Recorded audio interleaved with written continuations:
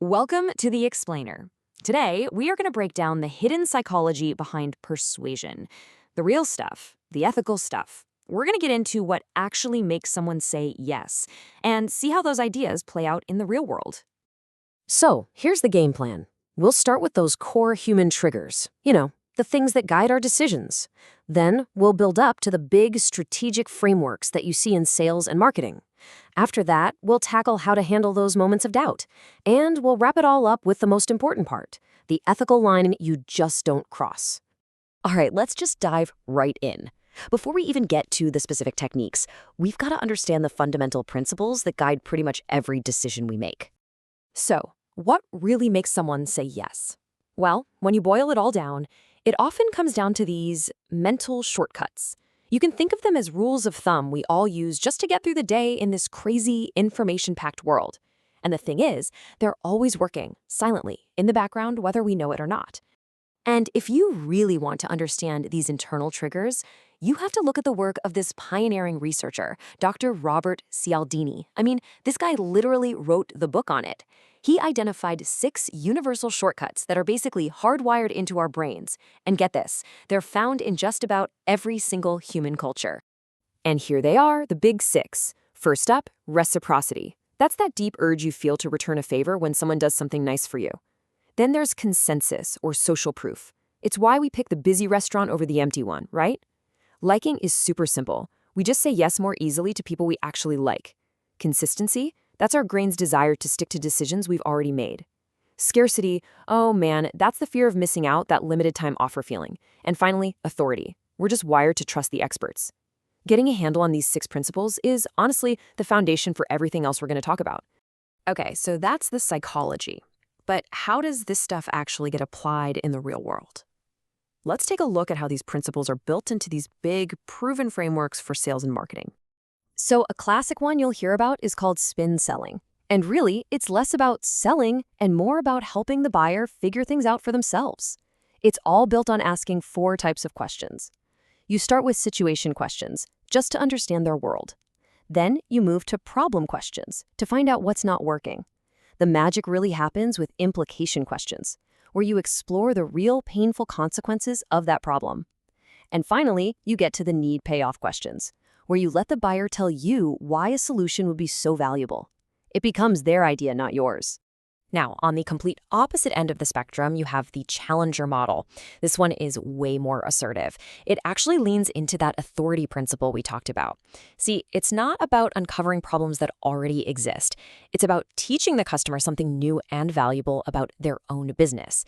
You teach them a new perspective, tailor it to their specific situation, and then you confidently take control of the conversation to guide them to your solution.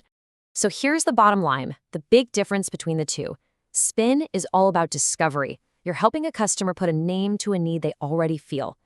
The challenger sale? That's all about education. You're teaching them about a need they didn't even know they had. You're completely reframing how they see their world. And you know what? These kinds of frameworks aren't just for sales calls.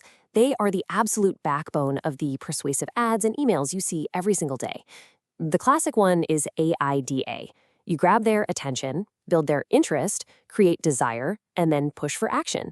Another really punchy one is PAS. You state a problem, agitate that problem so they really feel the pain, and then you swoop in with your perfect solution.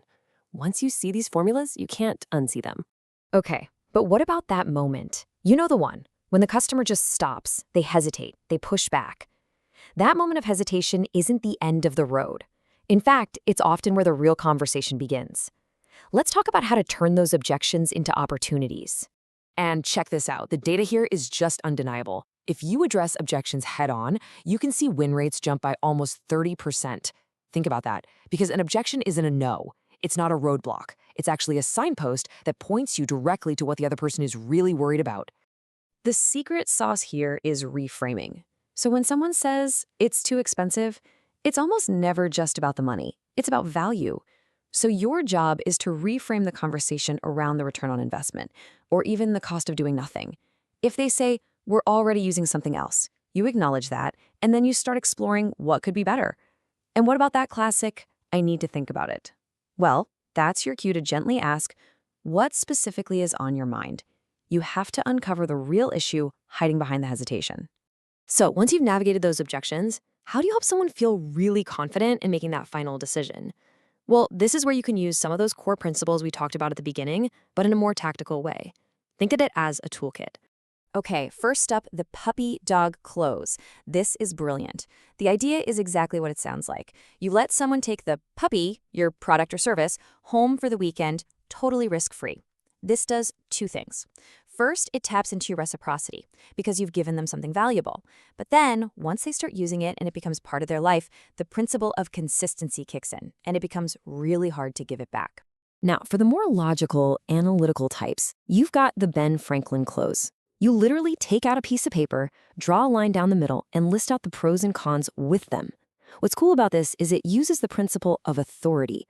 Not your authority, but the authority of a rational, logical process. When you see all the benefits laid out visually like that, the right choice often becomes, well, obvious. And then there's the takeaway close, which is all about the power of scarcity. This one is a little bit of reverse psychology.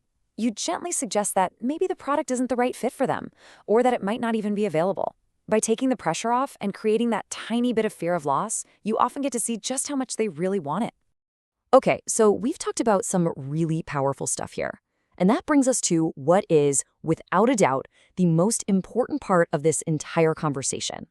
And that's the fine but absolutely critical line between ethical persuasion and downright manipulation. And really, it all boils down to one word: intent. Persuasion is all about creating a win-win. It's about adding real value, focusing on what's truly in the other person's best interest, and building trust for the long haul. Manipulation, on the other hand, is a selfish win-lose game. It's only about what you get out of it, even if it means creating false problems or bending the truth. And it always, always destroys trust. And that's really the final thought here. You don't have to sell your soul to be persuasive. In fact, ethical persuasion isn't just about having good morals, it's the only smart, sustainable strategy for long-term success. Because in the world we live in today, a reputation built on genuine trust is the most valuable thing you can possibly have. So I'll just leave you with this question to think about. How are you making sure that your influence creates real, genuine value for everyone involved?